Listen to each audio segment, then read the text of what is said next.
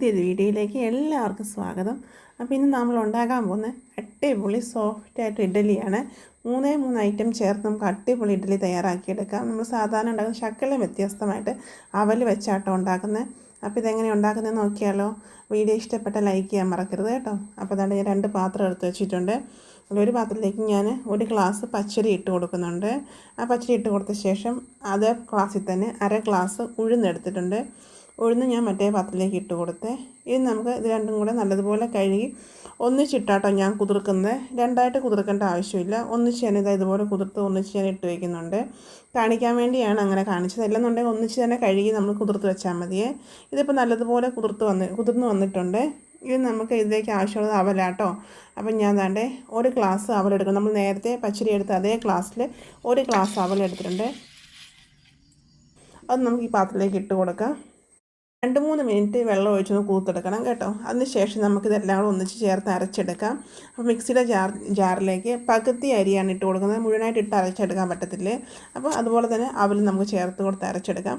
സാധാരണ ഞാൻ അരച്ചുകൊണ്ടിരിക്കുമ്പം ഇതിൻ്റെ കൂടെ ചോറ് ചേർക്കാറുണ്ട്. ഇപ്പം നമ്മൾ ചോറ് ചേർക്കാതെ അവൽ ചേർത്താട്ടോ ഉണ്ടാക്കുന്നത്. അപ്പോൾ നല്ല സോഫ്റ്റായിട്ട് കിട്ടും. പിന്നെ നമ്മളിതിനകത്ത് ഫ്രിഡ്ജിൽ നിന്ന് എടുത്ത വെള്ളമാട്ടോ ഒഴിക്കുന്നത്.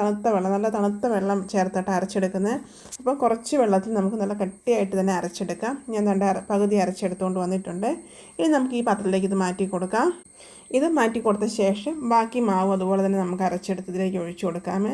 അപ്പോൾ ഒരുപാട് വെള്ളം നീട്ടി അരയ്ക്കേണ്ട ആവശ്യമില്ല. ഇഡ്ഡലിക്കാകുമ്പം ഒരുപാട് നീണ്ടു പോവല്ലേ. ഇപ്പോൾ ഇതാണ് ഞാൻ രണ്ടും ഒന്നിച്ച് ഒഴിച്ചിട്ടുണ്ട്. ഇനി നമുക്ക് നല്ലതുപോലെ വിസ്ക് വെച്ച് ഇതുപോലെ ഇളക്കി കൊടുക്കാം. ഇല്ലാന്നുണ്ടെങ്കിൽ കൈ കൊണ്ടാണെങ്കിൽ നല്ലതുപോലെ ഇളക്കി കൊടുത്താൽ മതി. ഞാൻ ഇപ്പോൾ വിസ്ക് വെച്ചാട്ടോ ഇതുപോലെ ഇളക്കുന്നത്. നല്ലതുപോലെ ഇളക്കി കൊടുത്ത ശേഷം നമുക്കിത് അടച്ചു വയ്ക്കാം. ഉപ്പ് നമ്മളിപ്പോൾ ഇട്ട് കൊടുക്കുന്നില്ല. ഇത് പൊങ്ങി വന്ന ശേഷം ഉണ്ടാക്കാൻ നേരം മാത്രം ഉപ്പ് ഇട്ട് കൊടുത്താൽ മതി. ഇനി നമുക്കിത് അടച്ചു വയ്ക്കാം. ഇപ്പോൾ ഞാൻ അടച്ചു വെച്ചിട്ടുണ്ട്. ഇപ്പോൾ നിങ്ങൾ നോക്കി നല്ലതുപോലെ പൊങ്ങി വന്നിട്ടുണ്ട്. വെറും ഉഴുന്നും അരിയും അവലുമാണ് ചേർത്തത്. ഇത് കണ്ടോ നല്ലതുപോലെ പൊങ്ങി വന്നിട്ടുണ്ട്. ഇനി നമുക്കിതിലേക്ക് ഉപ്പിട്ട് കൊടുത്തിട്ട് ഇളക്കിയെടുക്കാം. അപ്പോൾ ഞാൻ ഉപ്പ് ചേർത്ത് കൊടുക്കുന്നുണ്ട്. പിങ്ക് സാൾട്ടാട്ടോ ഇട്ട് കൊടുത്തത്. അപ്പോൾ അതിട്ട് കൊടുത്ത ശേഷം നമുക്ക് നല്ലതുപോലെ ഒന്ന് ഇളക്കി കൊടുക്കാം. ഒരുപാട് കുത്തി ഉടയ്ക്കേണ്ട ആവശ്യമില്ല. ചെറുതായിട്ടൊന്ന് ഇളക്കി കൊടുത്താൽ മതിയേ. ഇതുകൊണ്ട് നമുക്ക് ദോശ വേണമെങ്കിലും ഉണ്ടാക്കാം, ഇഡ്ഡലി വേണമെങ്കിലും ഉണ്ടാക്കാം. അപ്പോൾ നമുക്കിപ്പോൾ ഇഡ്ഡലി റെഡിയാക്കി എടുക്കാം കേട്ടോ.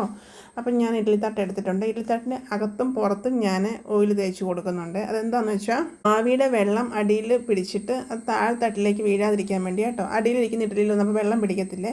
അപ്പോൾ ഇത് നമ്മൾ ഇഡ്ഡലി ഉണ്ടാക്കുമ്പോഴും നൂൽപുട്ട് ഉണ്ടാക്കുമ്പോഴും ഇതുപോലെ ഞാൻ അകത്തും പുറത്തും എണ്ണ തേച്ച് കൊടുക്കാറുണ്ട്.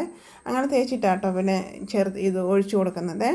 അപ്പം നല്ലതുപോലെ ആവി വന്ന ശേഷം മാത്രം ഇഡ്ഡലിയുടെ ബാറ്റർ നമുക്ക് ഒഴിച്ചു കൊടുക്കാമേ. ഇപ്പോൾ അപ്പച്ചെമ്പിൽ വെള്ളം ഒഴിച്ച് നല്ലതുപോലെ ആവി വന്നിട്ടുണ്ട് കേട്ടോ. ഇനി നമുക്കിതിലേക്ക് മാവ് ഒഴിച്ചു കൊടുക്കാമേ. അപ്പോൾ ഞാൻ ദാണ്ടെ ഓരോ തവി മാവ് ഒഴിച്ചു കൊടുക്കുന്നുണ്ട്. അതിനുശേഷം നമുക്ക് മുഴുവനായിട്ട് ഒഴിച്ചു കൊടുത്തിട്ട് നമുക്ക് വേവിച്ചെടുക്കാം. ഹൈ ഫ്ലെയിമിൽ തന്നെ വെക്കണം. ഫ്ലെയിം കുറച്ച് വയ്ക്കരുത്. ഹൈ ഫ്ലെയിമിൽ 10 മിനിറ്റ് വയ്ക്കുമ്പോൾ നമ്മുടെ ഇഡ്ഡലി റെഡിയായി കിട്ടും കേട്ടോ. മുഴുവനായിട്ട് ഞാൻ മാവ് ഒഴിച്ചു കൊടുത്തു. ഇനി നമുക്ക് അടച്ച് വയ്ക്കാം.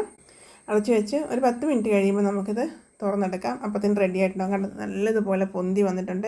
അടിപൊളി ടേസ്റ്റും ആട്ടോ ഇങ്ങനെ ഉണ്ടാക്കിയിട്ടുണ്ടെങ്കിൽ നല്ല പഞ്ഞി പോലെ ഇരിക്കുവേ. അപ്പോൾ ഇനി ഉഴുന്നിൻ്റെ കൂടെ നമ്മൾ ഇത്തിരി അവലും കൂടെ ചേർത്ത് വെള്ള അവലും എടുക്കാം, ചുമന്ന അവലും എടുക്കാം. ചുമന്ന അവലാകുമ്പോഴത്തേക്ക് നിറ വ്യത്യാസം കാണും. വെള്ളയാണെങ്കിൽ നല്ല കളറും കിട്ടും കേട്ടോ. അപ്പോൾ ഏത് അവലായാലും കുഴപ്പമില്ലേ. ഇതുപോലെ ഒന്ന് ചെയ്ത് നോക്കണം കേട്ടോ. അപ്പം വീഡിയോ ഇഷ്ടപ്പെട്ടാൽ ലൈക്ക് ചെയ്യാൻ മറക്കരുത്, കമൻറ്റ്സ് ചെയ്യാൻ മറക്കരുത്. അതുപോലെ വീഡിയോ ഇഷ്ടപ്പെട്ടാൽ നിങ്ങളുടെ ഫ്രണ്ട്സിനൊക്കെ ഷെയർ ചെയ്ത് കൊടുക്കണേ.